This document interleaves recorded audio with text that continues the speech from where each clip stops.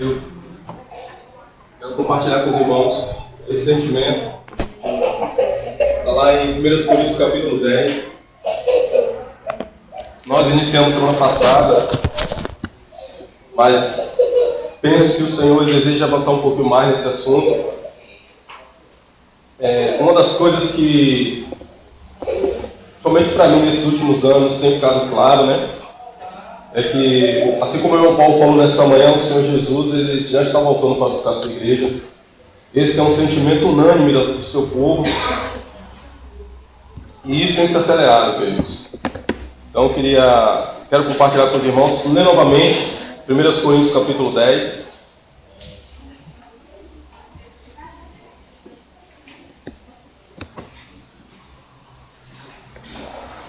Na esperança que o Senhor mesmo fale conosco.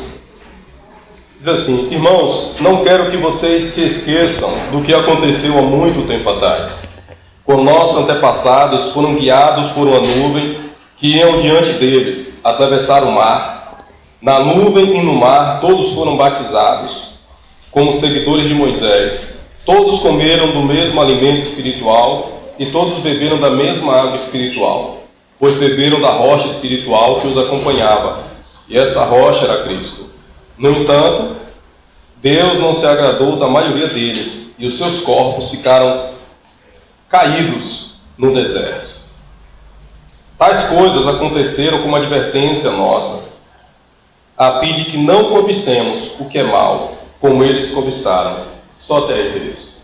Vamos ter uma palavra de oração. Senhor, nós somos gratos ao Senhor por nos reunirmos em volta dessa mesa nessa manhã. A realidade, Senhor, por nos reunirmos nesse tempo tão precioso. Quero confiar agora diante do Senhor esse tempo, para que o Senhor mesmo fale ao nosso coração. Somos gratos ao Senhor por tudo que o Senhor tem feito, Pai. De fato, há muita fraqueza em nós. Estávamos perdidos no nosso delito e pecado, mas o Senhor nos encontrou. Ou seja, nós somos fruto do Teu penoso trabalho, Senhor. Não há mérito nenhum em nós mesmos, naquilo que nós fazemos. Pelo contrário, Senhor, onde tocamos as mãos, o que fazemos, por muitas vezes, é palha, madeira e feno. Mas oramos ao Senhor para que o Senhor nos ajude, Senhor, a avançarmos em direção ao Senhor. Que no último dia, quando estivermos diante do Senhor, ouçamos dos próprios lábios do Senhor: vinde bendito do meu Pai. Esse é o desejo do nosso coração, Senhor. Obrigado por esse tempo, no nome do Senhor Jesus. Amém. Irmãos, nós falamos na semana passada sobre o encorajamento que o apóstolo Paulo traz àqueles irmãos em Coríntios. E um desses encorajamentos é para que aqueles irmãos não esquecessem do exemplo que aconteceu há muitos anos atrás. E o que aconteceu há muitos anos atrás? Ele cita a experiência dos hebreus quando saíram do Egito em direção a Canaã, a terra prometida. E ele narra toda a experiência e como o Senhor rejeitou aquele povo, mesmo sendo povo dele. Então é possível sermos chamados pelo Senhor, estarmos embaixo da graça, caminhando de glória em glória, embaixo da comunhão com o Senhor, e terminarmos uma vida assim como esses irmãos terminaram, tombados no deserto. É possível que a forma como administramos e vivemos, em alguns aspectos, pode ser que não esteja agradando o coração de Deus. E assim como aqueles irmãos, eles não agradaram o coração de Deus, e a maioria deles ficaram tombados no deserto. Esse é um temor do meu coração nesse tempo. Há um forte temor de que haja rejeição na minha própria história, que o Senhor possa rejeitar minha própria história pelas escolhas que eu vou fazendo. E é interessante que o importante da minha e da sua jornada não é o quanto aguentamos até aqui, mas é se persistirmos até o final. É lá no final que está a coroa, querido. É lá no final que está o galardão. É lá no final que está a recompensa. Não é no meio nem no início, é no final. E aos vencedores, como está escrito lá na carta às 7 igrejas da Ásia, e aos vencedores dá-lhes. Então existe uma promessa aos vencedores. E essas promessas são para aqueles que atravessarem a linha de chegada. Ou seja, se ele chegar perto da linha de chegada e desistir, ele é um perdedor. E é duro dizer isso, porque perdedor é aquele que não conclui a jornada. É aquele que não desiste. Nós falamos sobre isso em algum tempo aqui. Ser perdedor é aquele que foi derrotado, aquele que optou por desistir, aquele que não conseguiu avançar mais. Então o apóstolo Paulo ele cita o exemplo que muitos irmãos daquele tombaram no deserto, mesmo estando embaixo da nuvem, que é a figura do batismo do Senhor e o batismo do Espírito Santo, e mesmo atravessando pelo Mar Vermelho, que é a figura do batismo público, né? Esses irmãos, e ele cita que esses irmãos eram alimentados pelo maná e pela rocha, que era a água viva, que era Cristo, ali no deserto. Então, quando olhamos para aqueles irmãos no deserto e olhamos para hoje, nós percebemos que o mesmo Deus que trazia provisão para aqueles irmãos ali em tempo real, aquele Deus que conduzia aqueles irmãos, é o mesmo Senhor que tem nos conduzido nesse tempo. Ele é a nossa rocha eterna, Ele é a fonte da água da vida, Ele é o pão que desceu do céu. Nós cremos nisso, essa é a alegria do nosso coração. Então, diante dessa advertência do apóstolo Paulo, gerou temor no meu coração. E eu queria tocar sobre um ponto hoje, irmãos. Uma das razões porque aqueles irmãos ficaram fora da terra prometida. São 5. Hoje nós vamos falar apenas uma. E aí encerramos aquele ciclo do que o Senhor propôs no nosso coração, falar entre os irmãos aqui sobre esse tema. Se em algum momento o Senhor abrir mais uma oportunidade, falaremos sobre os outros 4.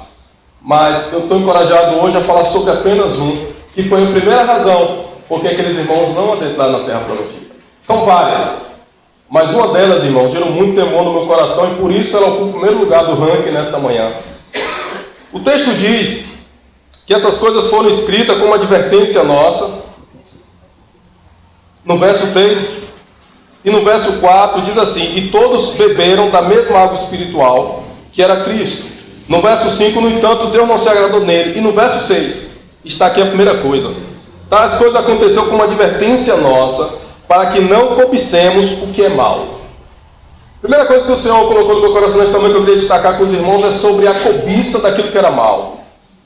E aí nós estamos, quando olhamos esse texto de uma forma rápida, irmãos, e foi esse sentimento que eu trouxe no meu coração e me fez voltar diversas vezes nesse mesmo versículo, é que não havia ficado claro para mim.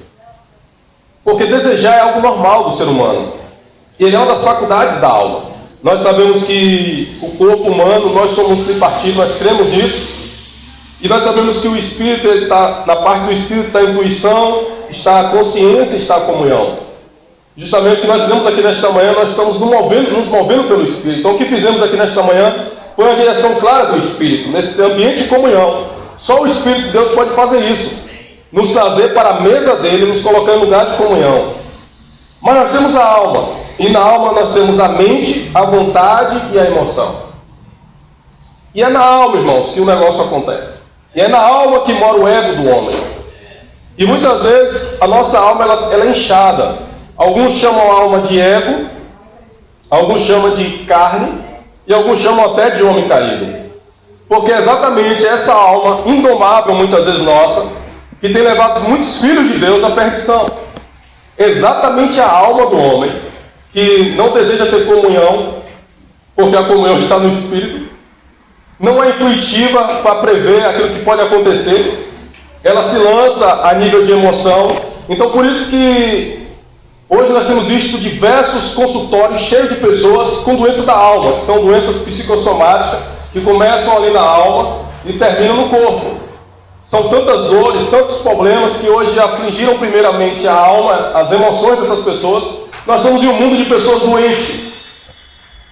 Saiu recentemente uma pesquisa no New York Times falando sobre a população dos Estados Unidos, querido. E nós temos ali uma geração de pessoas enfermas com a doença do século, chamada ansiedade. E onde é que a ansiedade habita? Nas emoções. E onde é que está as emoções? Na alma. Então, se não tivermos uma vida em comunhão com o Senhor, nós seremos facilmente abatidos pelas nossas emoções. Seremos facilmente ganhos por aquilo que achamos que é correto, porque nos faz bem. E nem tudo que faz bem é bom, e nem tudo que faz bem santifica, e nem tudo que faz bem agrada o coração de Deus. E com base nisso, irmãos, o Senhor me encorajou nesta manhã a falar sobre esse desejo, esse apetite feroz daqueles irmãos, porque o texto começa dizendo que não devemos desejar o que eles desejaram. E por isso os corpos deles ficaram tombados no deserto. E essas coisas foram escritas como uma advertência para mim e para você nesse dia. E o que foi que esses irmãos desejaram? Qual foi o desejo do coração desses irmãos tão grave assim, para que eles perdessem a entrada na terra prometida? Tem coisas na minha e na sua história, queridos, que podem sim se tornar um desejo tão desenfreado a ponto de comprometer toda a nossa caminhada com o Senhor. Tem coisas na minha e na sua vida que pode estar sendo um empecilho terrível para que o Senhor avance na minha e na sua história. E eu queria propor para os irmãos nessa manhã falarmos um pouquinho sobre esse assunto, que foi o que o Senhor queimou meu coração. A narrativa do que nós vamos falar nesta manhã aqui Onde foi que o apóstolo Paulo se inspirou? Claro, nós sabemos que foi o Espírito Santo, para poder trazer essa ilustração e dizer para aqueles irmãos ali em Coríntios: não copiem o que esses irmãos israelitas ou hebreus fizeram lá na saída da terra prometida. O episódio narrado aqui por Paulo, ele aconteceu em Números capítulo 11, e eu queria convidar os irmãos para abrirem nesse texto, se possível. Por favor.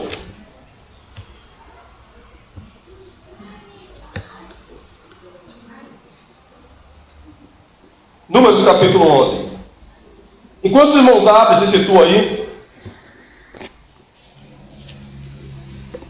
nós sabemos que de Números 1 até Números 10, nós temos ali várias intervenções de Deus. Falando do povo na saída da terra, falando da provisão e o cuidado do Senhor. Nós estamos vendo Deus agindo de todas as formas. Nós estamos vendo ali a sabedoria, a bondade e a provisão de Deus de Números 1 até Números 10. Mas quando entra no número 11, nós temos a participação do homem. E é aí que as coisas começam a ficar escuras. É aí que começa a vir um ambiente de sombra e escuridão sobre a terra. Quando trata de homens, querido, sem sombra de dúvida, nós vamos mexer na escuridão da nossa alma.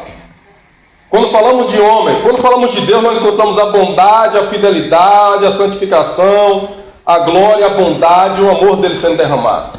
Mas quando falamos de homem, nós vamos mergulhar em um ambiente, um labirinto de escuridão.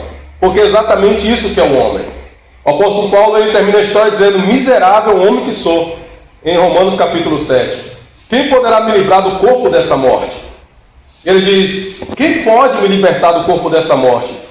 Humanamente falando, é impossível para o homem ser liberto do corpo dessa morte. Mas lá em Romanos capítulo 8 ele diz: mas agora, nenhuma condenação há para os que estão em Cristo Jesus. Pois o Espírito de lei e vida me libertou do Espírito da lei e da morte. Ou seja, Cristo é o único que pode libertar esse homem da escuridão. É o único que pode nos libertar da escuridão da nossa alma, querido. Só o Senhor pode fazer isso. E nessa experiência que contamos aqui, o número 10, o irmão citou no último estudo do irmão Joilson, ele falando no número 10 é a plenitude. E o número 11, irmão Joilson? Ele é a intervenção de Deus na plenitude, com um que fala da unidade do homem. Então, é quando o homem aparece no cenário. Aí o Senhor tem que vir no número 12 para completar novamente, mostrando que ele é a plenitude, que também o número 12 é o número completo. Então, toda vez que eu e você estivermos só, irmãos, desconfie disso. Algo de ruim vai acontecer. O homem entregue a si mesmo está condenado à perdição. O homem condenado a si mesmo está perdido, fadado ao fracasso. Por isso que nunca devemos andar só. Por isso que o Senhor Jesus nos dá uma promessa maravilhosa: eis que eu estou todos os dias até a consumação do século. Então nunca vamos estar sozinhos, amém? O próprio Senhor falou: não é bom que o homem esteja só. Não é bom que o homem esteja só. Aleluia, maravilha, meu irmão.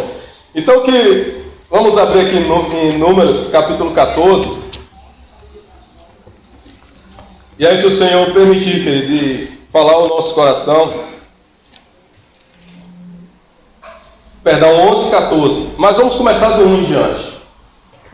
Diz assim: o povo começou a reclamar de sua situação ao Senhor, que ouviu tudo o que dizia. Tudo que eles diziam.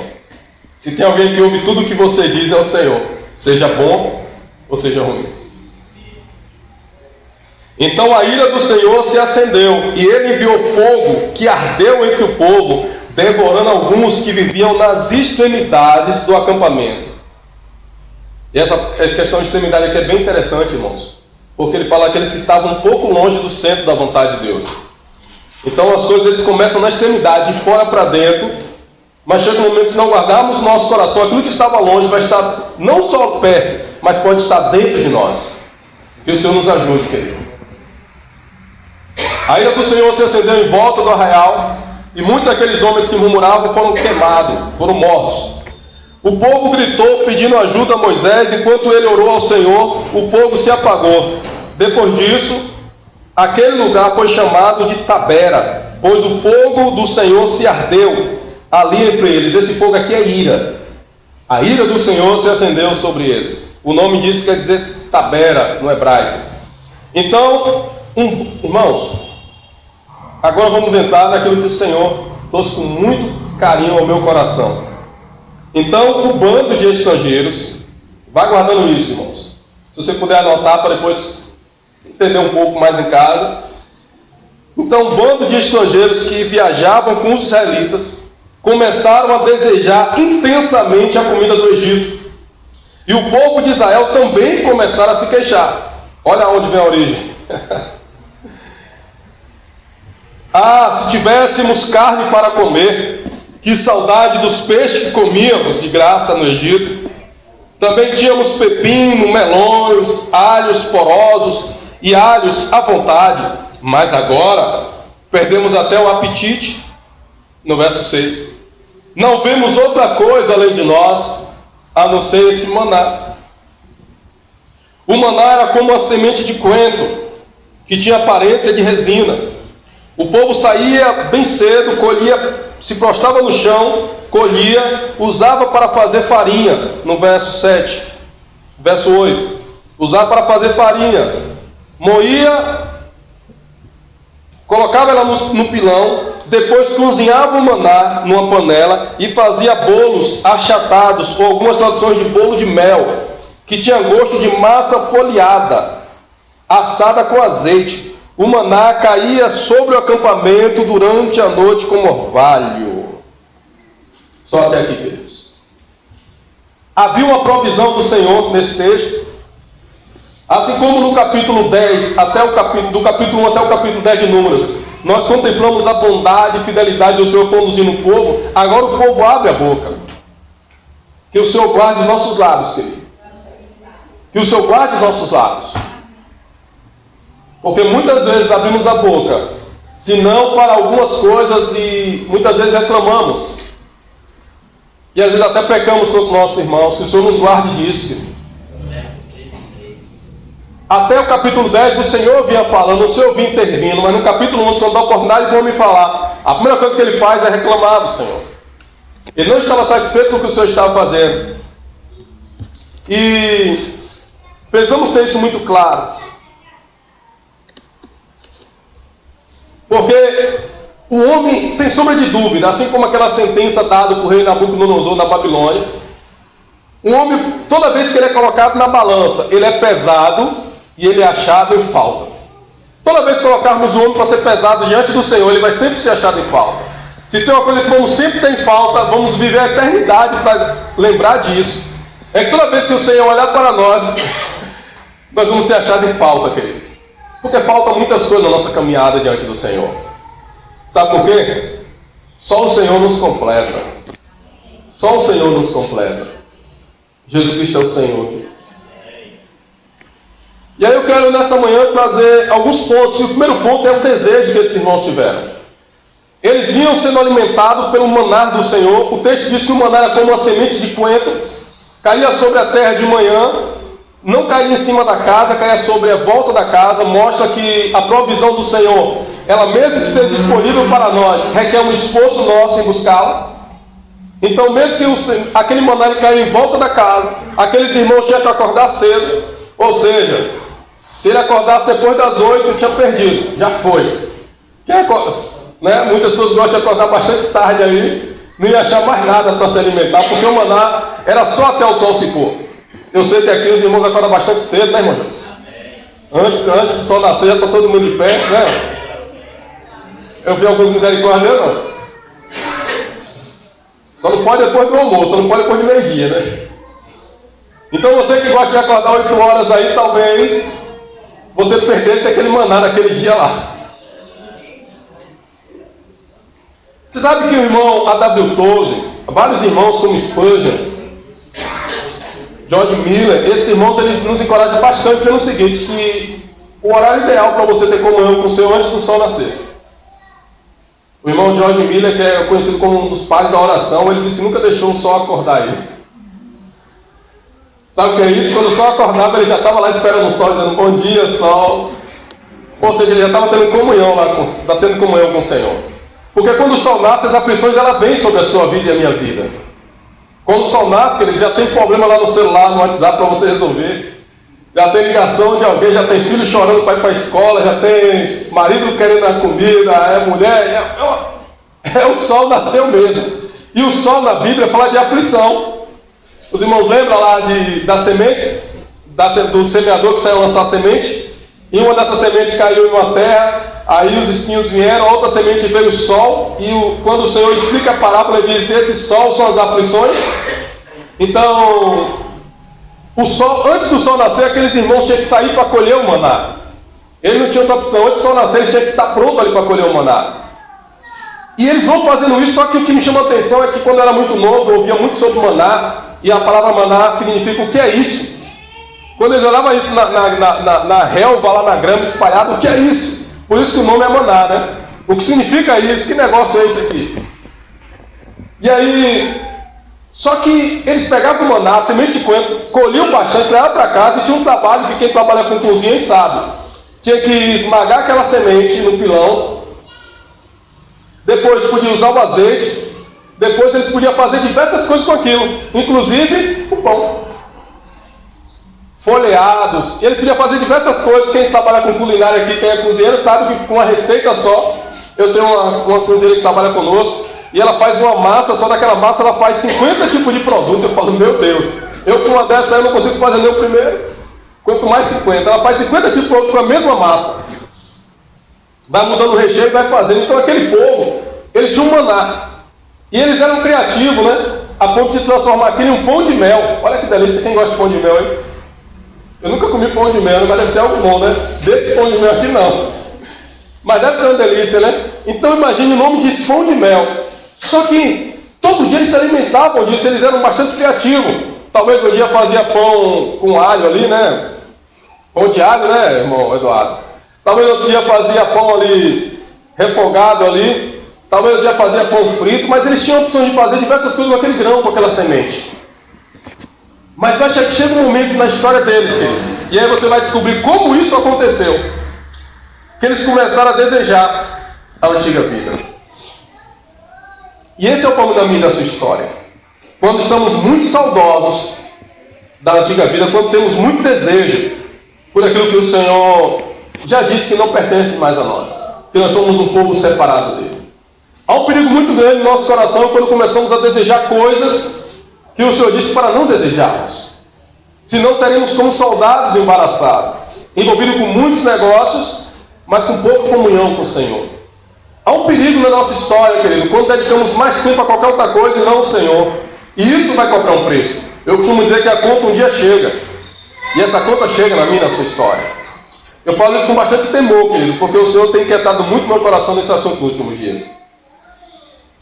E aquele povo gera desejo. E o que é desejo?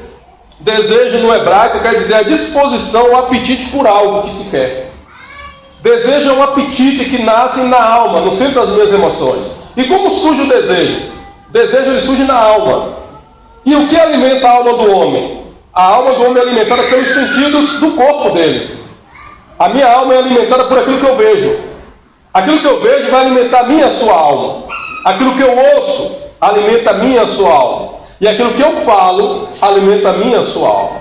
Então você alimenta a sua alma, e o coração nada mais é do que a alma e mais uma parte da intuição que está no espírito.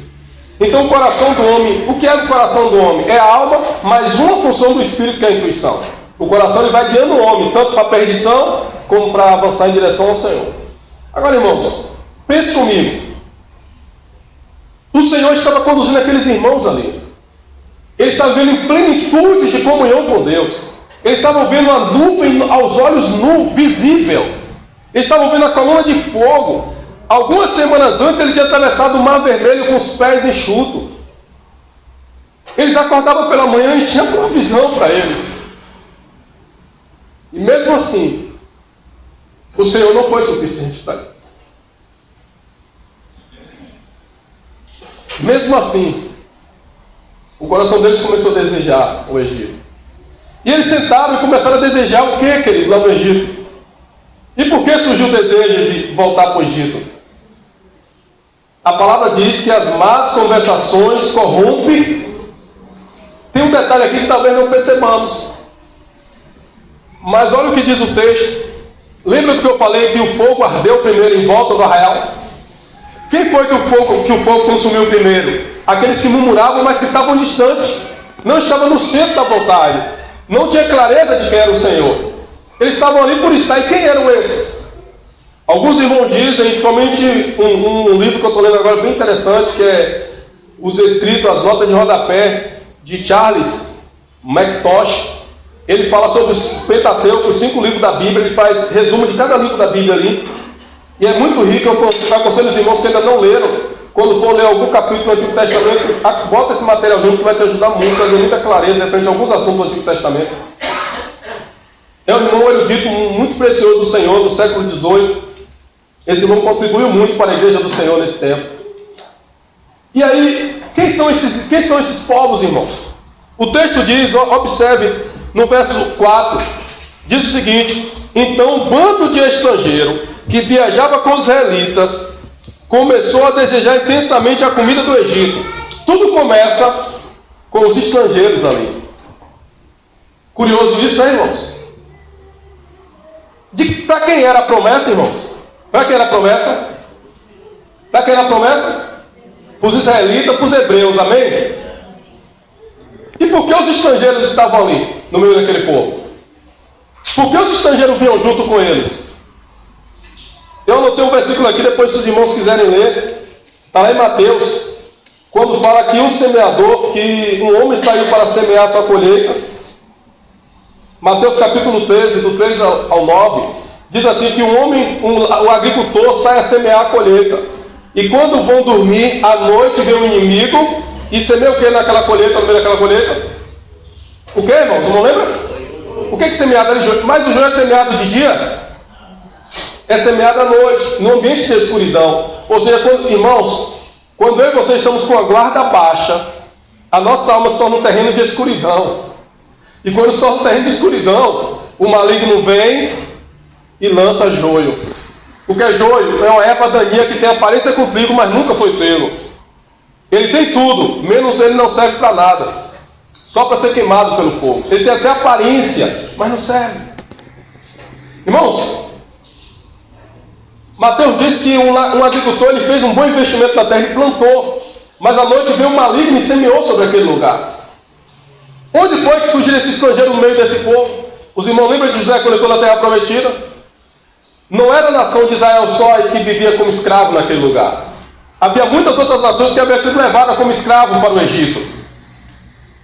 E lá, irmãos, naquela época eles começam a se envolver, os hebreus, a geração de José, os hebreus, com os não-hebreus, criando ali um povo híbrido, que chamamos de um povo híbrido. Ou seja, é a figura hoje do samaritano que aconteceu anos depois na terra de Canaã.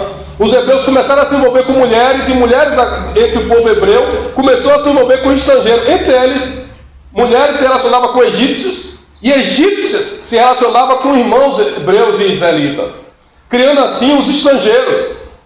Então, no meio do povo de Israel, quando a nação de Israel sai do Egito, tem até uma novela que mostra sobre isso, acho que os 10 mandamentos, ele fala um pouquinho sobre isso e mostra os hebreus ali, casado com mulheres egípcias. Exatamente isso.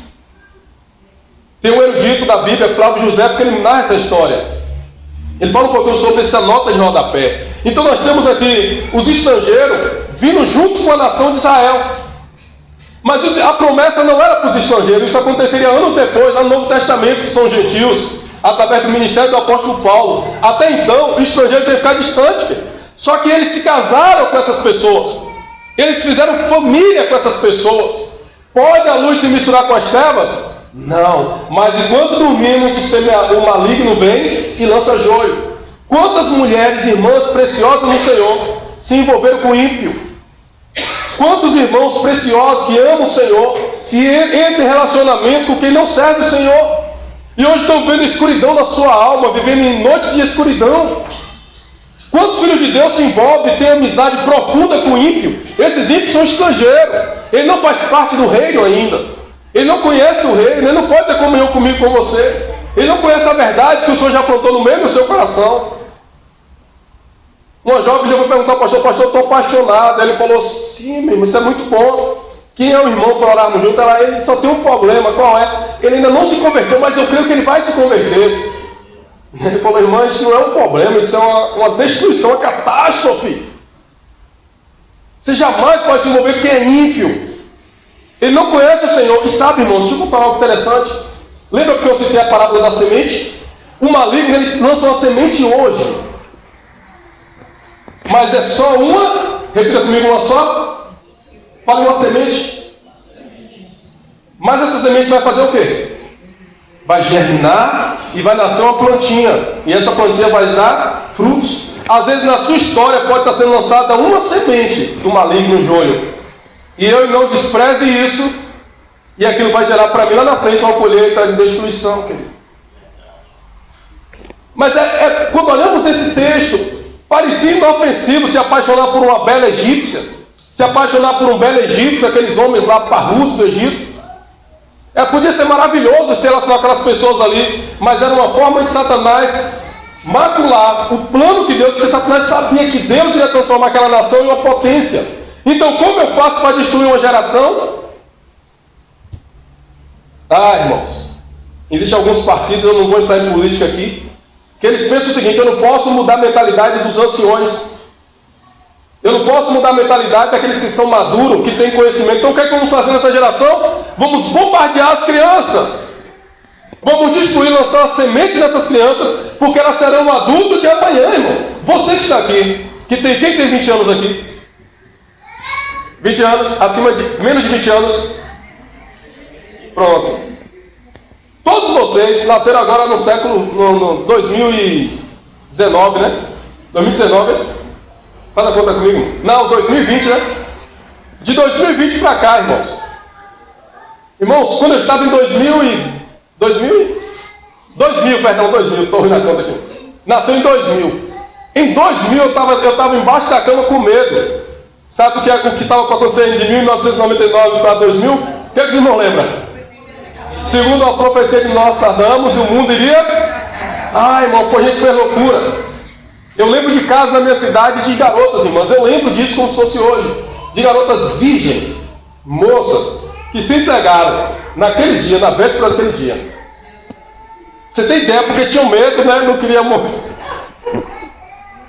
Desculpa abrir e falar isso aqui abertamente, irmão, mas isso aí é um dos detalhes que aconteceu naquela época. Isso tem muito tempo, irmãos. Você nem lembra disso. Quem tem medo de Deus nem lembra, que ele não estava nascido. Então você é uma geração de quem estava naquela época. Agora imagine os seus filhos como serão. É isso que nós temos que pensar, irmão Paulo. Como serão os filhos dessa próxima geração? Então o inimigo tem interesse em lançar a semente hoje no meu e no seu coração já velho ali, que está caminhando em direção à redenção do Senhor. Talvez sim e talvez não. Mas onde é que ele vai tentar aplicar mais? Onde é que os irmãos acham?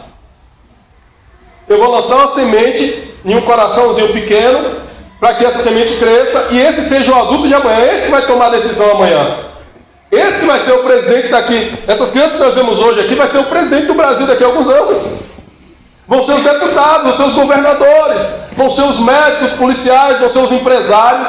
Essa geração, irmãos. Então quando Satanás investe lá, o maligno investe isso lá no Egito, ele investiu já entendendo que em alguns anos, quando o Senhor cumprisse aquela promessa, iria ter um povo híbrido. E no meio de um povo híbrido, uma coisa que vai acontecer é o que chamamos de Babilônia, confusão.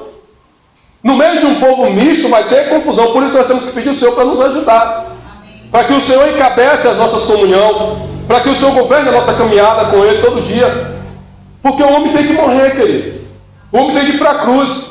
Então essa mesa aqui de manhã, quando eu tocava nesse alimento aqui, o sentimento do meu coração foi: obrigado, Senhor. Porque isso aqui é uma obra tua, através do teu Espírito, Senhor. Só o Senhor faz isso.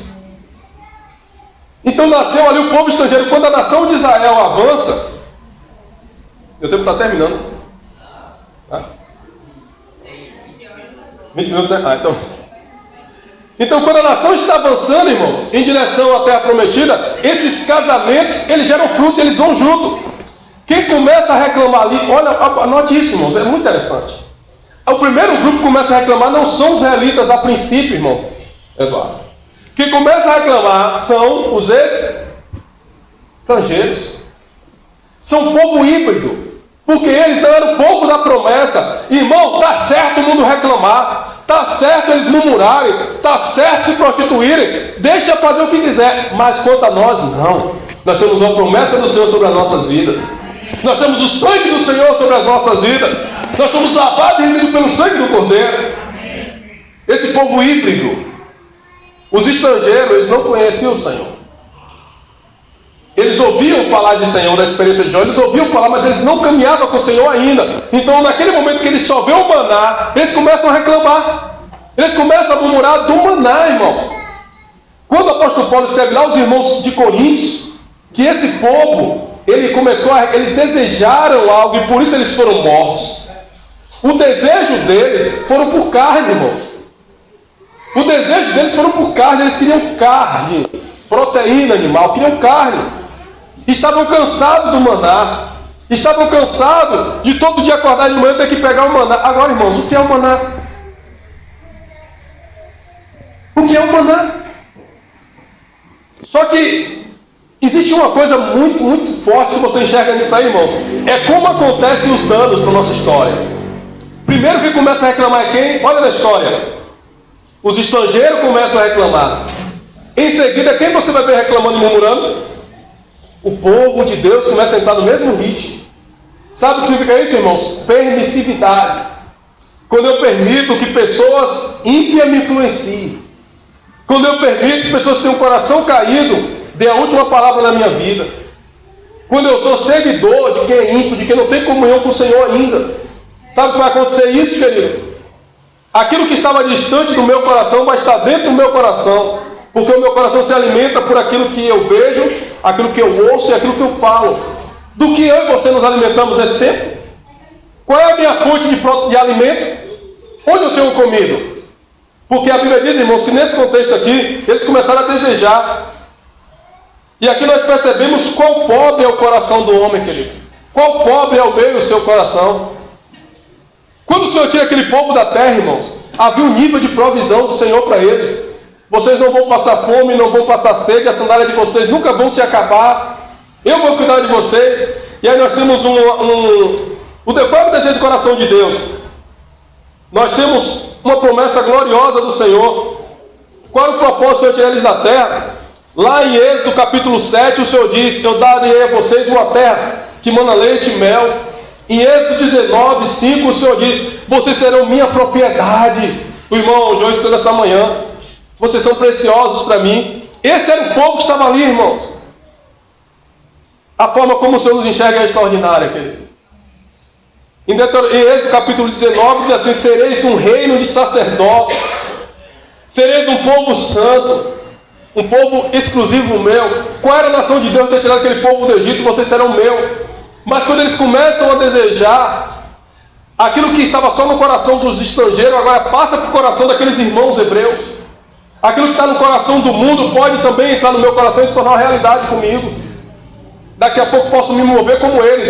Eles estavam reclamando. Agora não só eles estavam reclamando, agora os hebreus estavam reclamando. Os irmãos estão percebendo? Quando abrimos janela na nossa alma para que a permissividade, eu vou permitindo que coisas entrem na minha vida. E agora eles começam a murmurar e reclamar também. E eles vão reclamando de quê, irmão? Do maná que o Senhor havia provido para eles. Agora, irmãos, olha que interessante isso. O Senhor, eles começam a reclamar dizendo que lá no Egito eles tinham cebola, eles tinham pão, eles tinham alho, eles tinham carne. Mas eles esqueceram que no Egito eles estavam entrando dentro do forno para queimar tijolo. Eles esqueceram que no Egito eles eram escravos.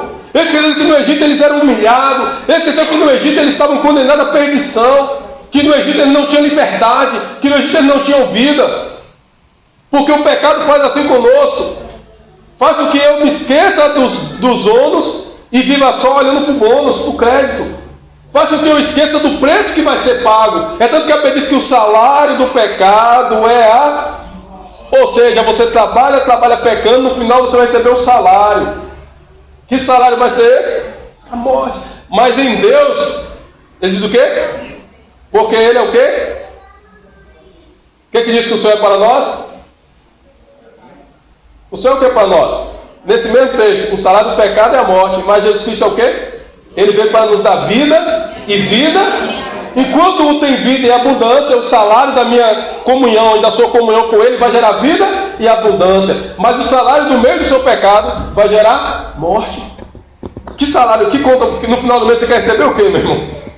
Você quer receber o quê no final da sua jornada? Vida em abundância ou morte? Eu quero receber o quê na minha história? Por isso que eu não posso ser entregue a mim mesmo, senão eu vou me perder. Nem eu, nem você. Agora, irmãos, nesse contexto aqui, quando olhamos nesse ponto, vamos perceber que esses irmãos agora, eles esqueceram que Deus havia chamado eles para viver uma vida de promessa, e eles começam a ter desejo, e o desejo vem da alma. Agora, o que eles rejeitam? Eles começaram a se cansar, querido. Esse é o ponto, irmãos. Esse é o ponto que o Senhor me fez chegar. Eles começaram a se cansar da provisão diária de Deus. Chega um ponto na minha e na sua história.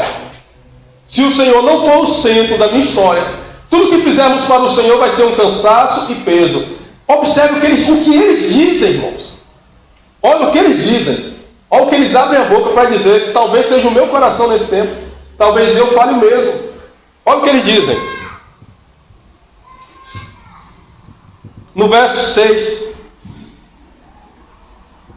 Mas agora perdemos o apetite. Não temos mais desejo. Não desejamos mais o maná. Não queremos mais esse maná.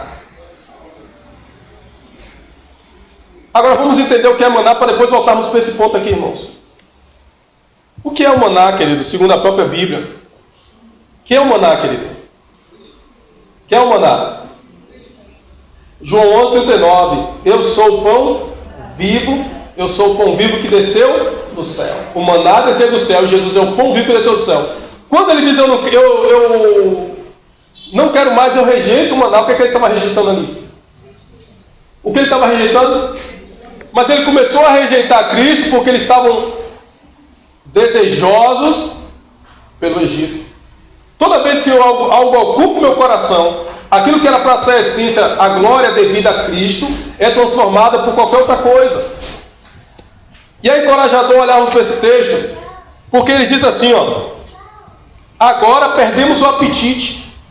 Eles perderam o desejo, irmãos, já que o texto de 1 Coríntios diz o quê? Que o povo foi condenado porque eles desejaram outra coisa. Eles perderam o desejo por Cristo. Eles não tinham mais alegria de acordar pela manhã e ir lá pegar um maná todo dia. Eles olham para aquilo e acham um peso agora. Já não tem mais alegria de estar ali. Eles não conseguem mais ter prazer de acordar de manhã e saber que Deus ia conduzindo eles, que Deus tinha provisão diária. Eles olham para o maná de manhã e dizem de novo. De novo.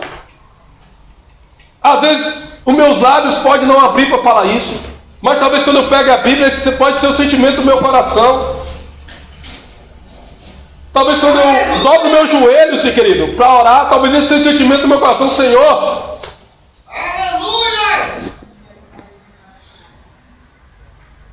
Eu não tenho mais apetite pelo Senhor. Talvez você pode estar perdendo o apetite por Deus, querido. Talvez você pode estar perdendo o apetite pelo Senhor. Talvez você não deseje mais, talvez eu não deseje mais Ele. E como eu faço para descobrir se eu desejo ou não Ele? Pelos desejos que tem enchido o meu coração. Talvez não sobre espaço para eu desejá-lo mais. E por quê, irmão? Porque de manhã eles tinham que acordar todo dia cedinho antes do sol nascer. E aí é interessante isso, porque depois eu fiquei pensando, como é que funciona a colheita do maná? Como é que os irmãos acham que funciona a colheita do maná? Você vem com a vasilha. Tem uma vasilha aqui? Deixa eu ver. Tem uma vasilha aqui? Deixa eu ver. Pode ser um copo. Me desce aqui, meu. Pronto. Você vem. Presta, meu, pastor. Você mesmo, fica feliz. Fica aqui, sim. Pode ficar aqui. Pode vir aqui. Olha como colhe o maná, irmão. Você acorda antes do sol nascer, pega uma vasilha e sai. Aí você vai colher o maná. Agora o maná está onde? O que é que você faz para colher o maná no chão? Passa aí para a gente ver como é. Passa aí, meu irmão. Fica com vergonha, não. Passa aí. Ninguém vai filmar, não. Vai. Pode fazer. Como é que você faz para pegar? Mas é assim que você abaixa para pegar? Qual é o correto para você abaixar para não danificar a sua coluna? As pessoas fazem o quê? Eles se curvam. ou eles dobram os seus joelhos, ou alguns... Agora bota o joelho para ver como é que... Bota o joelho para trás, isso. E aí você, pega com a mão maná. Porque aí você não danifica a coluna. Eles não queriam fazer isso. Os irmãos estão entendendo? Eles não queriam mais se dobrar diante do Senhor. Obrigado. Eu não quero mais me dobrar diante do Senhor. Isso é cansativo, Senhor. Todo dia está de joelho. Orar, Senhor, ler a Bíblia. Está cansativo, Senhor. Não tenho mais alegria nesse negócio. Aleluia! Queremos facilidade, queremos carne, facilidade. Nós vamos sentar e alguém vai nos dar. Às vezes o meu coração, querido, pode não falar isso. Mas às vezes é exatamente assim que muitas vezes nos sentimos. E como é que eu faço para definir isso, Carlos? É o tempo que, quando eu abro a palavra, qual é o sentimento que vem no meu coração? Quando você abre a Bíblia, qual é o sentimento que vem no seu coração?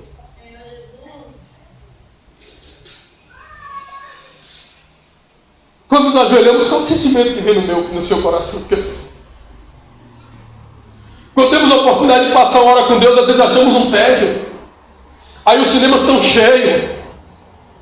Queremos ir para qualquer lugar, fazer qualquer tipo de lazer, porque estamos tediosos cá em casa. Irmão, se você abrir a palavra, o Senhor vai jorrar a vida dentro de você. Mas não queremos isso, achamos isso um tédio.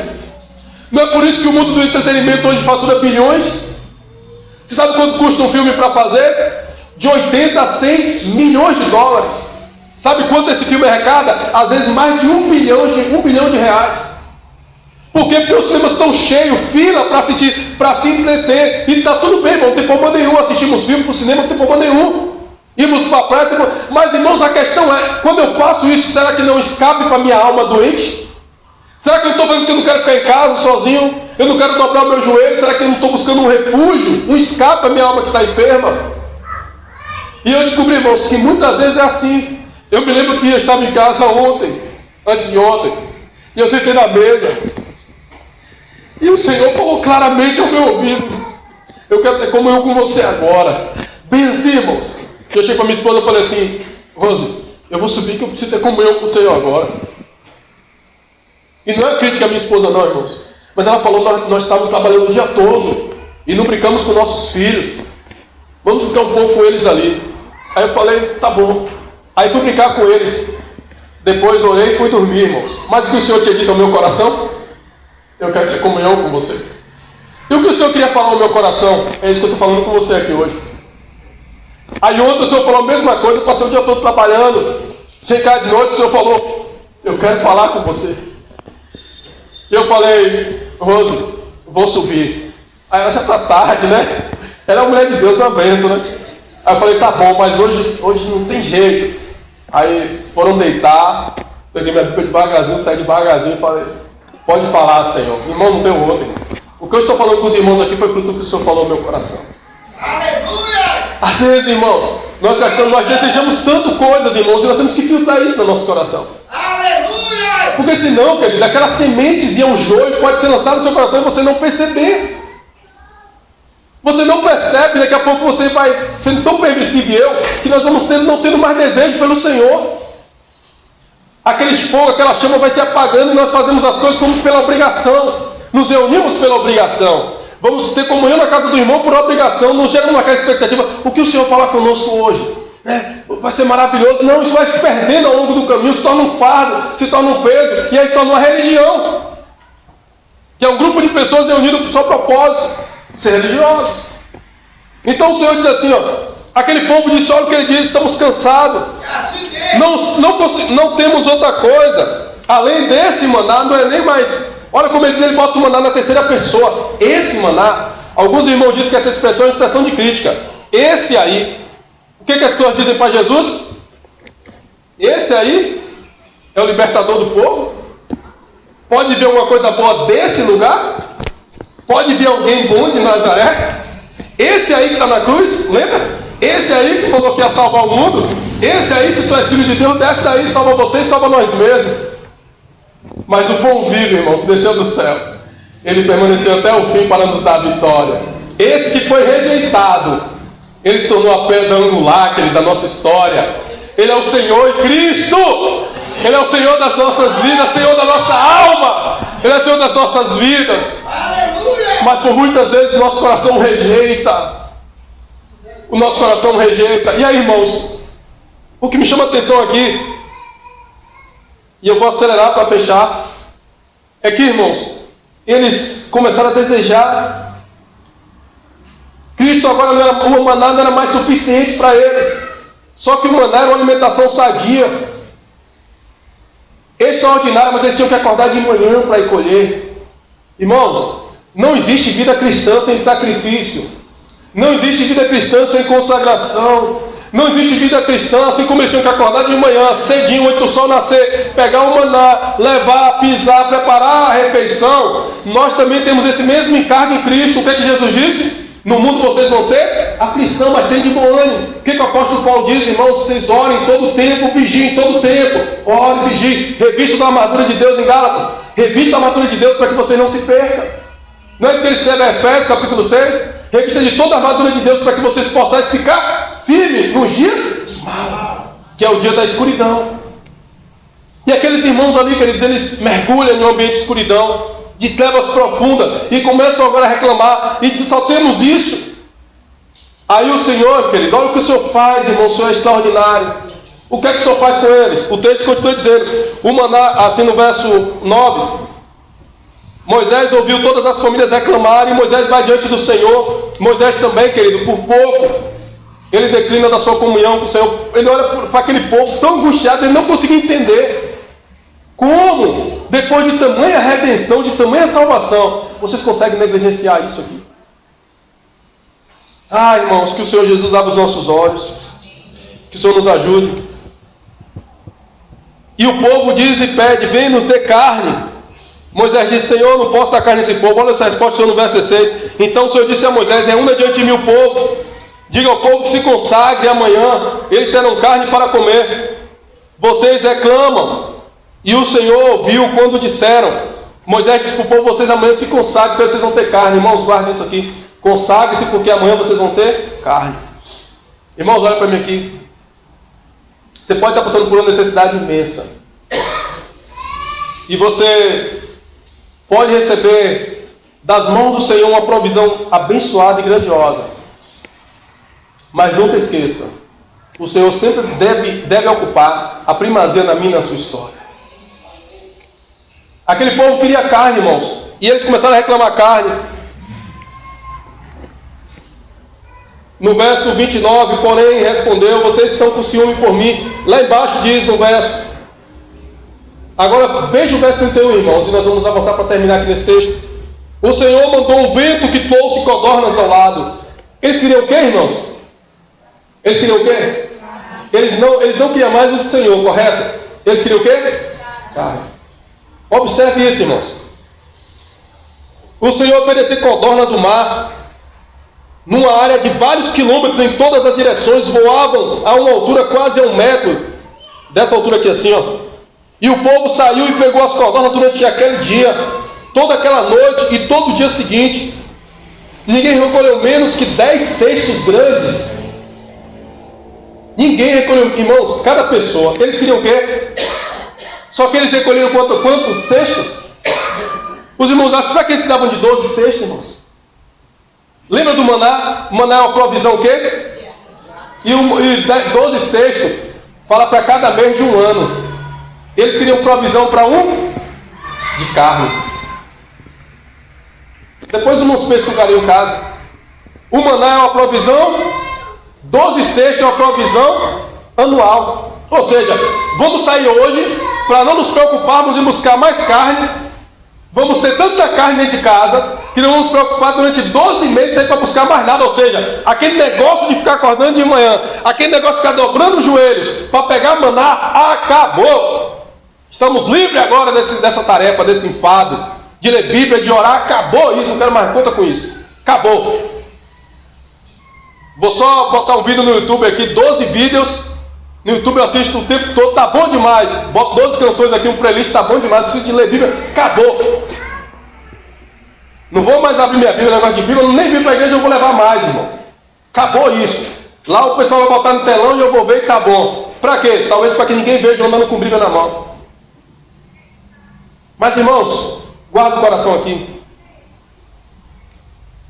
12 cestos ele pegou. Numa área de vários quilômetros, eles pegaram 12 cestos. Ninguém recolheu menos que 12 cestos grandes. Em seguida, espalharam a codorna por todo o acampamento para secar. Imagina aquelas codornas mortas, irmão. Aquele cheiro de carne no meio do acampamento. Tem lugar que às vezes só sente cheiro de carne, irmão. E carne fala de quê, querido?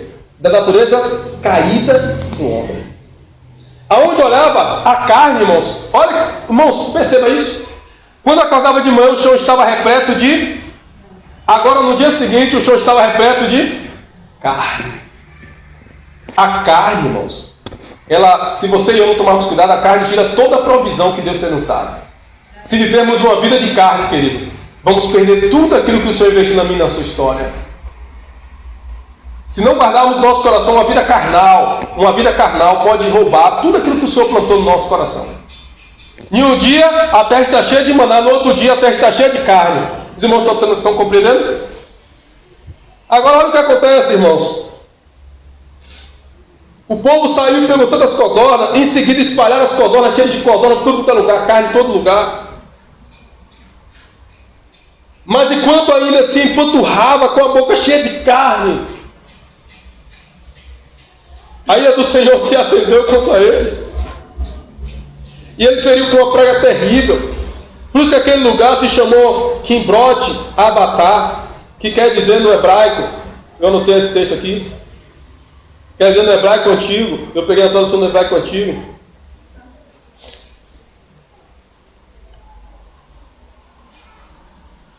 Quer dizer sepultura, sepulcro da concupiscência, no hebraico, sepulcro. Esse nome chama-se sepulcro. Aquele arraial todo se transformou em um sepulcro e o povo teve que sair para outro lugar.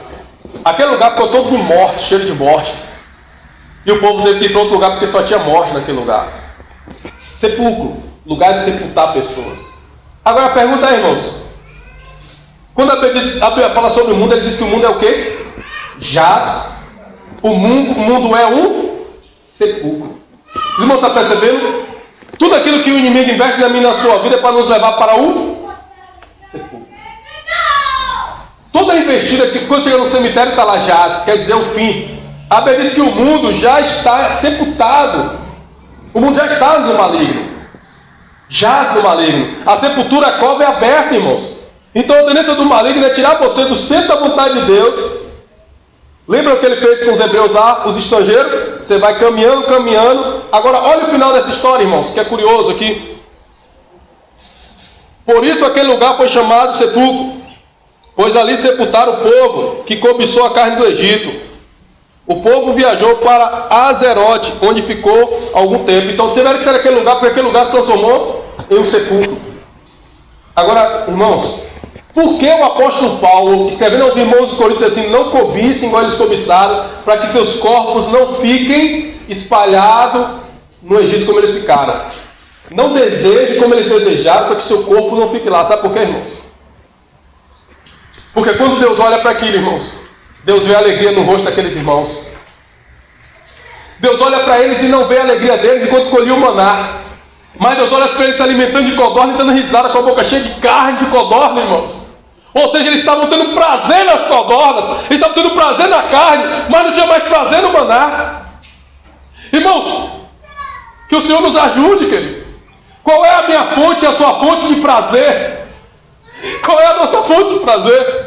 Às vezes nós damos gargalhada diante do mundo, às vezes nós nos alegramos diante do mundo, diante da escuridão das trevas, contamos até piada, mas diante do Senhor nós não conseguimos abrir um sorriso, diante do Senhor não conseguimos nos alegrar, diante do Senhor tudo é tédio, tudo é cansaço, tudo é fadiga, e o Senhor olha para aquilo. Os irmãos lembram o que aconteceu em Coríntios? O Senhor tem ciúme. Sabe o que o Senhor sente ali, querido? Quando Ele vem trazendo aquele povo da terra, chega aquele ponto, o Senhor está dizendo, como assim? Como assim? Eu amo vocês. Eu comprei vocês. Vocês me pertencem. Como assim vocês não conseguem mais me amar? Vocês conseguem ter alegria em qualquer outra coisa? Como assim vocês não conseguem mais ter prazer quando se ajoelha? E o Senhor olha para os olhos dele e vê ele sorrindo, irmãos, alegre, comendo codorna lá com... O Senhor disse, enquanto o maná era um tédio, como eles mesmos dizem, enquanto o maná não dava apetite a eles, a codorna dava apetite.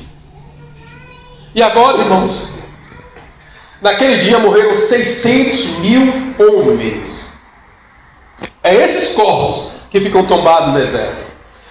Mais de 600, alguns irmãos foi 600, mas entende que foi mais que isso.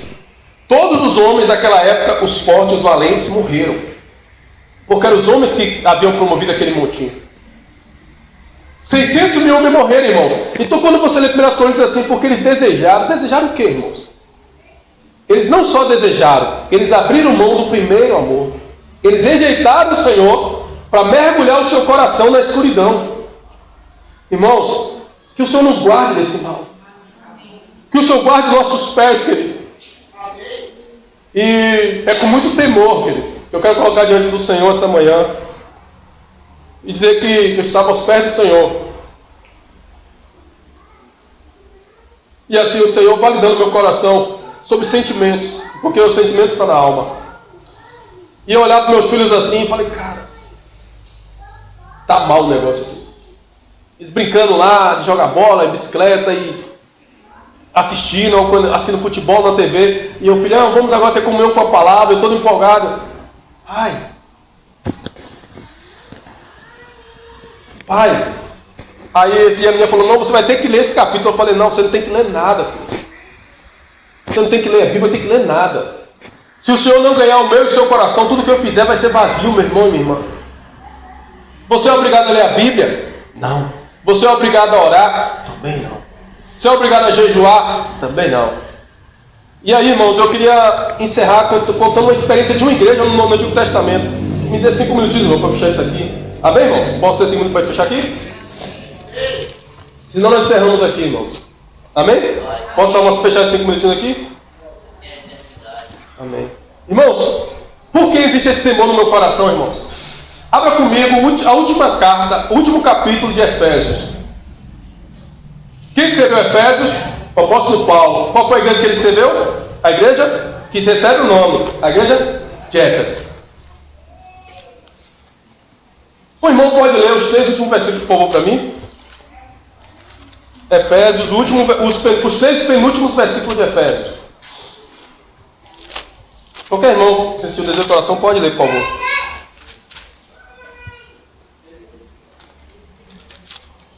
Efésios 6:18. Com toda oração e súplica. É isso? Lê do 21 em diante, meu irmão. E para que saibais também a meu respeito e o que faço, de tudo vos informará Tíquico, o irmão amado e fiel ministro do Senhor. Foi para isso que eu vos enviei, para que saibais a nosso respeito, e ele console o vosso coração. Paz seja com os irmãos, e amor com fé da parte de Deus, Pai e do Senhor Jesus Cristo. A graça de Deus, a graça seja com todos que amam sinceramente a nosso Senhor Jesus Cristo. Ele termina dizendo assim para a igreja de Éfeso, saudando aqueles irmãos e irmãos. Aconteça o que acontecer, ame o Senhor, ame o maná. Aconteça o que acontecer na sua história, continue amando o maná. Nunca diga para o maná isso. Nunca diga para a palavra de Deus, Senhor, isso. Ame o maná. Agora, irmãos, vamos ver como estava essa igreja. O apóstolo Paulo vai embora, dorme no Senhor. Aquela igreja continuou por mais 30 anos. E olha o que acontece com ela. Está lá em Apocalipse. Vamos ver o que aconteceu com ela? Os irmãos lembram? Os irmãos lembram o que aconteceu com aquela igreja? O que foi que o apóstolo Paulo pediu? Para eles guardarem o amor ao Senhor Jesus. Pediu para, aconteça o que acontecer. Nunca diga que o maná, nunca rejeite o maná. Contudo, verso 4, contudo, essa é a mesma igreja, a igreja de Éfeso, irmãos. Só que ela havia passado por um estado muito grande. E olha como essa igreja está. Essa igreja aqui é a igreja dos mártires. Contudo, tenho contra vocês uma queixa. Vocês abandonou o quê? Na sua Bíblia o que aí? O primeiro. Qual foi o encorajamento do apóstolo Paulo lá? Nunca deixe de amar quem? Senhor. Irmãos, qual é o primeiro mandamento? Dos 10 mandamentos, qual é o primeiro mandamento? Quem? Quando o apóstolo Paulo diz assim, quando João escreve aqui, ó, vocês abandonaram o primeiro amor. Quem foi que essa igreja abandonou? Eles pararam de amar quem? Eles pararam de amar o Senhor Jesus. É possível, irmãos? É possível. É possível sermos uma igreja que não ame mais o Senhor Jesus? É possível. Essa carta termina de Efésios assim: continue amando o Senhor Jesus. Em Éfeso diz assim: vocês esqueceram, vocês não amam mais, vocês esqueceram, abandonaram o primeiro amor. Que é o primeiro amor? Então você e eu podemos fazer qualquer outra coisa sem amar Deus. Podemos fazer qualquer coisa, irmãos, na caminhada cristã, e o nosso coração não ser um coração que o Senhor já ganhou. Há um grande temor no meu coração. Aí ele volta para aquela igreja, irmãos, eu termino com 3. Graças a Deus que o Senhor é maravilhoso, querido. Talvez o meu coração e o seu coração neste tamanho esteja aqui refletindo, o Senhor de fato. Eu não tenho mais desejado o Senhor como eu deveria. Talvez eu não desejo mais o Senhor como eu desejava. Talvez eu não tenha mais alegria quando eu dobro meus joelhos diante do Senhor.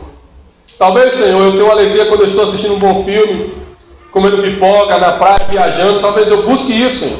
Mas quando eu estou diante da palavra, eu acho que aquilo é um tédio, Senhor. Eu acho que aquilo é cansativo, eu não tenho alegria nesse negócio. Senhor, aí talvez você pode dizer: Senhor, então está perdido para mim? Não. Porque o apóstolo Paulo ele nos encoraja, querido. O apóstolo João nos encoraja. Diz assim, ó: então qual é o caminho da restauração? O caminho de volta. Se eu hoje não tenho mais alegria e nem prazer pelo maná do Senhor. Eu falo isso comigo, irmãos, tá bom? Se servir para os irmãos, amém. Mas estou falando isso comigo mesmo. Qual é o caminho de volta, Carlos, que o Senhor propõe para mim e para você? Ele tem um caminho, irmãos. E o caminho dele de volta é exatamente isso. Primeiro, veja, ele fala para aquela igreja: vocês que abandonaram o primeiro amor. A única coisa que eu tenho contra vocês é isso: vocês não amam mais a Deus. Vocês não amam mais o Senhor. Por quê? Porque Ele conhece o coração das pessoas. Não é as minhas ações, é o meu coração. Talvez você esteja aqui nesta manhã e eu esteja aqui nesta noite dizendo: cara, sério que você está dizendo que me ama? Sério que você está dizendo que tem comunhão comigo? Quanto tempo você passa lendo a palavra? Quanto tempo você passa de consagração? E assim é fácil você medir a importância que a outra pessoa tem na sua vida. É o tempo que você se dedica a ela.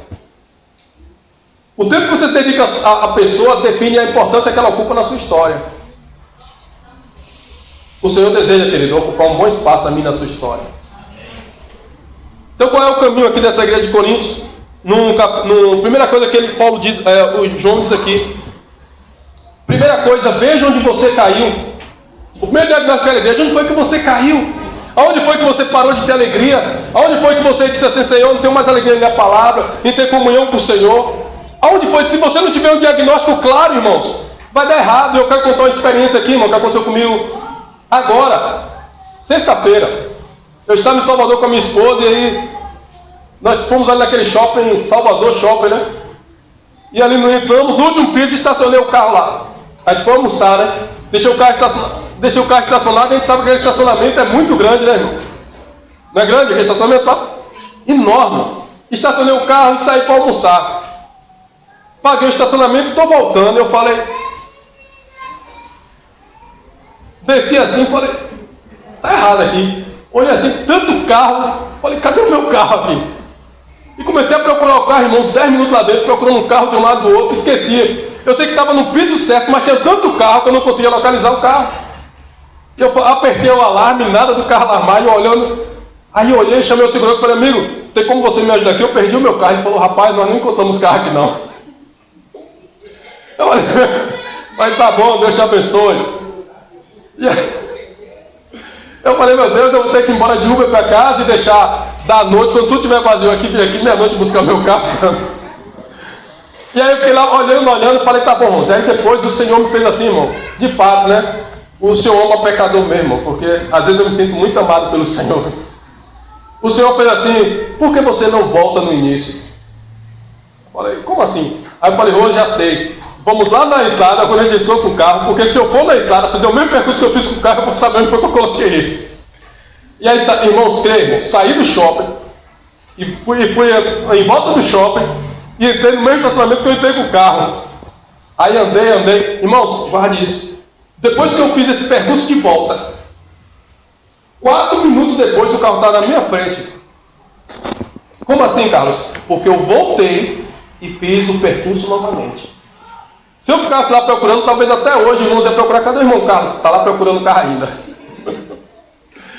Mas porque eu voltei, irmãos. Eu voltei e falei, vou fazer o caminho de volta. É assim, irmão, da minha, na sua história. Carlos, está ruim. Volte e faça o caminho novamente. Graças a Deus que você tem um caminho, querido, que você pode voltar. Graças a Deus que você tem um caminho onde você pode voltar diversas vezes nele. Você só sabe que você errou porque você tem um caminho. Quem não tem um caminho erra e nem sabe para onde foi. Se você está indo para uma cidade e você pega qualquer estrada, você nunca vai chegar naquela cidade. Mas se tem uma estrada e você pega um desvio, você fala que o caminho era esse, você volta novamente e você pega o caminho novamente até chegar no lugar. Graças a Deus, irmãos, que nós temos um caminho. Graças a Deus, irmãos, nós temos um caminho. Esse caminho é vivo. Esse caminho é o Senhor Jesus. Então ele diz assim, ó, veja onde você caiu, onde foi que eu caí? Quando foi que eu parei de ter desejo de ter comunhão com o Senhor? Segundo ele diz, arrependa-se, Senhor. Te peço perdão, Senhor. De fato, Senhor, eu não te amo como eu deveria, Senhor. De fato, Senhor, meu coração tem sido ganho pelas distrações, Senhor. De fato, meu coração tem sido ganho pelo trabalho, Senhor. De fato, meu coração tem sido ganho pelo lazer, Senhor. De fato, meu coração tem ganho por tantas outras coisas, Senhor. Me perdoa, Senhor. E aí você entra no ambiente de arrependimento e quebrantamento, querido. E a última coisa que ele diz, volta a praticar as primeiras obras. Aleluia! Aleluia, aleluia, irmão. O Senhor é maravilhoso. Sabe o que o Senhor está dizendo? Olha, se você está aqui nessa manhã, se eu estou aqui nesta manhã, e para você ficou claro isso que ele trouxe ao meu e seu coração, está tudo perdido? Claro que não. Ele é maravilhoso, irmãos. Ele está aqui conosco nesta manhã. Ele escreveu isso como advertência nossa, já que o versículo 6 diz que nós lemos. Isso foi escrito para advertência minha e sua. O Senhor está nos advertindo todo dia, olha. Se você não me ama, se o seu amor não está a nível, se o nível de amor... Lembra que ele pergunta a Pedro 3 vezes? Se tu... E o terceiro? Por que será que o Senhor pergunta isso a Pedro, irmão? Será que o Senhor está perguntando para mim e para você hoje nesta manhã? Será que o Senhor não me visita hoje e diz assim, Carlos, você me ama? Eduardo, você me ama? Eu te amo, Senhor. E no final, Pedro diz o quê? Senhor, tu sabes todas as coisas. Não adianta, irmão, pedimos para nós mesmos. Senhor, tu sabe, Senhor. Eu desejo te amar mais, mas eu não consigo, Senhor. E ele diz o quê? Lembra-te. Como foi que parou? Quando eu parei de ler a Bíblia, Senhor. Quando eu parei de orar. Quando eu parei de evangelizar. Quando eu parei de ir para as comunhões. Quando eu parei de visitar os meus irmãos. Foi lá que começou a frieza, Senhor. Aí ele diz o quê? Então o que ele vai fazer? Está perdido? Não. Volta a fazer isso novamente. Volte a orar. Volte a ler a Bíblia. Volte a consagrar. E o que vai acontecer? Você vai voltar ao primeiro amor. Você vai olhar para o maná e dizer, oh glória! Eita, glória a Deus! Você vai abrir a palavra vai saltar aos seus olhos. E ela vai cravar no seu coração. E quando você ligar um filme que estiver lá mostrando adultério, você vai dizer, cara, adultério, velho. A Bíblia fala que adultério no reino do Senhor, assina adultério. Vingança, cara, vingança, é um filme até bom. Eles eu estou assinando um filme, daqui a pouco o cara diz assim, não vou me vingar dele. Eu falei, meu Deus, vingança. E eu colocando aqui no meu coração, irmão. Que o Senhor nos ajude, que Ele dá nos nossos olhos. Lembre-se, o que alimenta a sua alma é aquilo que você vê, aquilo que você ouve e aquilo que você abre a boca. Isso aí alimenta a sua alma. E no final, ele diz que a boca fala do que o coração está cheio. O seu coração sempre vai estar cheio daquilo que você alimenta ele. Jesus Cristo é o Senhor da nossa história. E o Senhor Jesus, nessa manhã, Ele acha espaço no meio do seu coração. E eu vou voltar para casa com esse sentimento, Senhor, de fato. O Senhor está me fazendo lembrar de onde foi que eu caí, Senhor. E eu desejo muito, Senhor, voltar a te amar novamente. Porque o primeiro amor, irmãos, nada mais é do que voltar a amar a Deus. O primeiro amor não é uma coisa, não é fazer algo para Deus, nada disso. O primeiro amor é voltar a amar o Senhor. Eu queria ter mais uma palavra de oração nessa manhã, queridos. Senhor, obrigado, Senhor. Aquela igreja tão fervorosa, Senhor, de Efésios, eles avançaram tanto em direção ao Senhor, mas chegou um momento da sua caminhada, Senhor, que eles não desejavam mais o Senhor. Isso pode acontecer conosco qualquer dia, e talvez tenha acontecido conosco nesse exato momento, Senhor, porque nós somos tão fracos, Senhor. Mas o Senhor é extraordinário, o Senhor é maravilhoso, Senhor. O Senhor continua sendo esse pão, Senhor, que está sempre pronto para nos alimentar, Senhor. Ah, Senhor, ajuda-nos, Senhor, não ter alegria em qualquer outra coisa que não do Senhor. Que as nossas ambições, Senhor, que os nossos desejos, Senhor, que os nossos sonhos estejam gravados no coração do Senhor. Ajuda-nos, Senhor, diante de um mundo de escuridão, diante de tantas sementes que foram plantadas no nosso coração, Senhor. Ajuda-nos, Senhor. De fato, Senhor, o Senhor lançou a boa semente no nosso coração, Senhor. Mas as ervas daninhas também foram lançadas, Senhor. O joio também foi lançado. Às vezes, quando estamos deitados na nossa cama, Senhor, os joios são lançados na escuridão da nossa alma, Senhor. Às vezes, quando estamos passando um momento de luta, Senhor, a escuridão é lançada e tomamos decisões que vão custar um alto preço no futuro. Senhor, ajuda-nos, Senhor, nesse tempo. Abre os nossos olhos, Senhor. Talvez o nosso coração não seja um coração fervoroso diante do Senhor, mas nós estamos aqui aos seus pés nessa manhã, Senhor. Eu reconheço diante do Senhor que eu preciso me arrepender, Senhor. Preciso que haja arrependimento no meu coração, Senhor. Para que eu me lembre onde eu caí, Senhor. E para que eu volte à prática do primeiro amor, Senhor. Senhor, obrigado por nos reunirmos nessa manhã, Senhor. Que toda vez que abrimos a Tua palavra, o sentimento de alegria, Senhor, possa perdoar em nosso coração, como o salmista Davi diz: alegrei-me quando me disseram. Daniel estava na Babilônia, Senhor, mas todo dia, 3 vezes ao dia, ele voltava para Jerusalém e orava. Ele sabia que a salvação do Senhor não vinha na Babilônia, porque é lugar de confusão. Ele sabia que a salvação e a alegria do Senhor está em Jerusalém celestial. A minha alegria está no Senhor, a nossa alegria está no Senhor. Não permita que tenhamos outra fonte de alegria na nossa história, Senhor. Guarda o nosso coração, Senhor. Guarda os nossos lábios, Senhor. Nós somos gratos ao Senhor por nos reunirmos aqui nesta manhã, Senhor. Que isso fique como uma advertência para os nossos corações, Senhor. Que não possamos desejar o que é mal como eles desejaram, Senhor. Mas possamos guardar o nosso coração de tamanho mal, Senhor. Nós somos gratos ao Senhor. Nós estamos nos sentindo amados aqui pelo Senhor nesta manhã. Nós sentimos o Teu amor sendo derramado sobre nós, Senhor. Sairemos daqui nesta manhã sabendo que somos amados por Ti, Senhor. Obrigado por advertir o nosso coração nesse dia, Senhor. Somos gratos ao Senhor por tudo, Senhor. Nos conduz durante essa semana, Senhor. Que todos os dias possamos lembrar da importância de colher o maná logo cedo, Senhor. Para que o sol das aflições não venha, Senhor, e nos leve a um lugar de profunda tribulação, Senhor. Mas guarde o nosso coração, Senhor. Guarde nossos pés, Senhor. É o que pedimos no nome do Senhor Jesus. Amém, irmãos.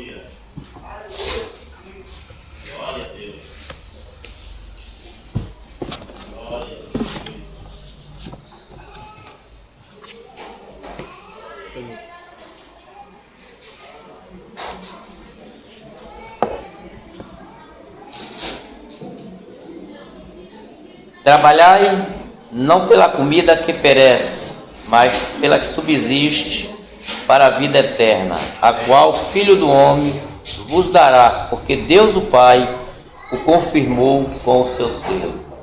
Irmãos, a glória do Senhor, né? O Senhor, Ele é longânimo, Ele é rico em misericórdia. Pedimos aos irmãos que nos perdoem, a gente passou um pouquinho do horário, mas o comando é do Espírito Santo. A carga que o Senhor tinha para derramar esta manhã, né, foi essa, e graças a Deus por isso. E que possamos, né, dar esse espaço para que o Senhor ele reverta os nossos corações em algumas atitudes que praticamos, tá bom? Vamos estar dando os avisos. Ana, você quer dar esse aviso para mim?